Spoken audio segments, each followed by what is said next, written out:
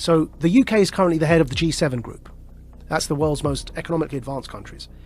And the UK currently chairs the G7 group. Our Chancellor, who does our economy, called Chancellor of the Exchequer, his name's Rishi Sunak. He put out this video saying that what they want to do is bring in this thing called the central banking digital currency. They want to replace fiat paper money with digital money as a competitor to Bitcoin and crypto money, right? But instead of being decentralized currency, it will be controlled by a government. It's digital currency, but controlled centrally through the banks, Bank of England. So instead of having a bank account with whatever, HSBC or Bank of America, you'll have a bank account directly with, in the American context, with the Fed. In the UK, directly with the Bank of England. You have a personal bank account, and you're given digital money in that bank account. These are called central banking digital currencies. The Chancellor of the Exchequer in the UK has already announced their intention to do this as the G7 group. And these, if you look up... this sounds terrifying. If you look up the Telegraph newspaper... Central bank digital currency, is that the one down below? Digital currency should be programmable. See that one there? Yeah? Now, what they're doing is they're saying, you know, everyone knows that with inflation at over 5%, it's now 5.4%, right? Our fiat money, the paper money, is increasingly becoming worthless, and we're headed towards a big disaster. The Fed wants to raise interest rates. But we're in so much debt that if you raise interest rates, people are going to suffer because everyone, we're living on debt as Western economies. So they realize that this kind of the lifespan of paper money is fast coming to an end because of the 2008 economic crash in particular. So they're bringing in these central banking digital currencies. Why is that word programmable in there? So what they said in that article, and the Chancellor put a video out saying this as well, they've said that this money that you will earn from work, instead of having paper money, you have this digital money. It's programmable so that you can't buy certain foods, or if you do something that your employer doesn't like, it's all in that article. You won't be able to spend your money. In other words, it's not money. They're vouchers. They're like food vouchers. And they can be programmed so that, like the Chinese social credit system, that if you try and use them on a certain thing, it won't work. You say you want to buy a burger and they want you to buy bugs, which is one of the examples used. If you start to try and buy unhealthy meat, it just won't work. You tap your card, you can't buy the thing because you've met your quota that month of burgers. You have to buy something like a vegan meal. So it won't just be money in the sense of the way we have dollars or pounds today. Yeah. It'll be something that's controlled in terms of your ability to distribute it. Which is why I'm calling it a voucher. It's a coupon. But even a coupon, if you have a coupon to buy bread, you can still buy the bread. Yeah. Like, But you can't buy, see that coupon to buy bread, what you can't do is buy a burger with that coupon. It's for bread. Right. Yeah. Right. Do you feel like you're sounding the alarm Yes. for people that don't understand what is going on? So here, I've pulled it up for you here, yeah? So there's the video. The group of the world's 7 most advanced economies, the G7, is launching a set of public policy principles for retail central bank digital currencies, CBDCs. Central bank digital currencies could be a digital version of money, a bit like a digital banknote that could be used alongside... Right, so that's the guy who runs our economy in the UK. His name's the Chancellor of the Exchequer. And here is the article. Bank of England tells ministers to intervene on digital currency programming, yeah? And here's a quote from the article. Digital cash could be programmed to ensure it is only spent on essentials or goods which an employer or government deems to be sensible. Holy shit. I'm going to take it one step further for you, Joe, right? So the checkpoint Charlie exists everywhere. They bring in digital banking, central banking digital currencies.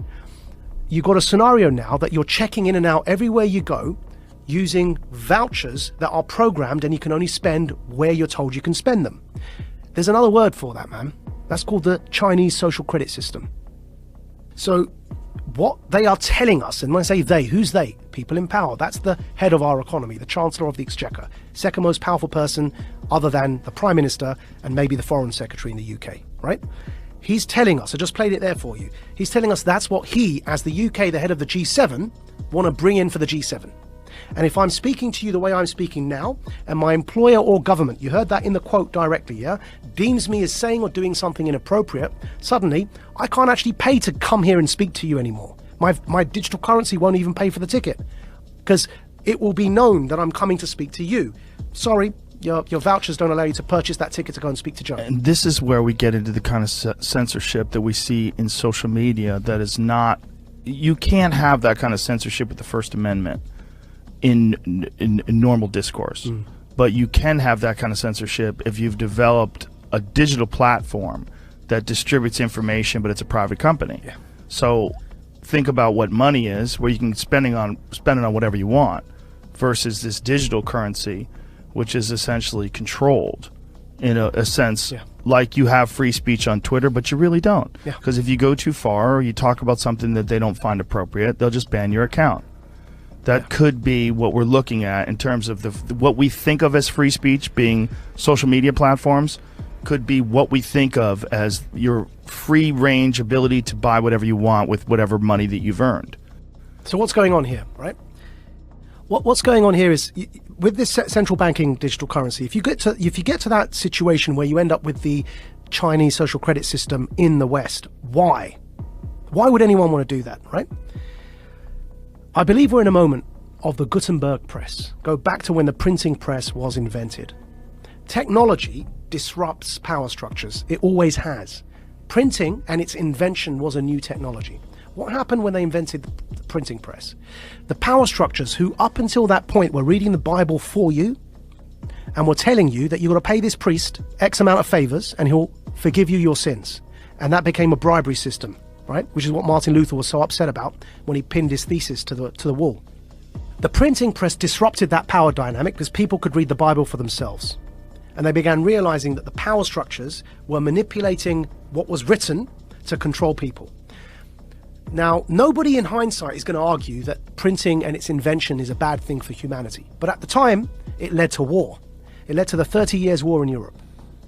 Because it disrupted power so much that people began rising up, and it led to this 30-year period of war, which eventually led to the Reformation, and the rest is history, right? What's today's Gutenberg press? The internet. The decentralization of information, and then because of that, the decentralization of currency in the form of crypto is disrupting power. Because the way that after the revolution of the Reformation and the printing press, control was still possible, though obviously not to that level, which is why we no longer have those absolute monarchies. But control in a nation-state context was still possible to an extent because the money supply was controlled. Now, what's happening is that the invention of the internet, with the decentralization of information, and in particular here, the decentralization of currency in the form of cryptocurrencies, is disrupting those power hierarchies, and it's leading to this conflict now. And we're in a moment when the printing press was invented, the powers that be needed to try and hold on to that power as the 30 Years' War kicked off. They eventually lost it, but to hold on to it, they became very brutal because they were losing their grip on power. Today, to have the infrastructure in place that you can have a checkpoint Charlie society, so that when the central banking digital currencies are in place, that infrastructure is already there because people were so scared they voluntarily allowed you to put that in place, so that you can maintain your grip on power, because what's coming around the corner is the decentralization of everything, of media, therefore of narrative, and of course remember, whoever defines the truth gets to define reality. Decentralization of the economy through crypto. You no longer have the power to define the story and control the money supply. So the powers that be, who are losing that power, need to clamp down. They're clamping down on their own children, because we are people who are born of the West. So it's an internal civil war in a hybrid war context over truth and over information. Centralization versus decentralization. It's no longer about left or right. It's about up versus down. It's about power versus those who don't have power. Do you think if there was no cryptocurrency, if there was no Bitcoin or any of the other crypto coins, that they would attempt to do some sort of digital currency? Do you think that this is a response to the understanding that that decentralized digital currency is eventually going to take over, or has gained far more momentum than they ever anticipated? I think so. And also decentralized media, because you can't control the narrative. Right.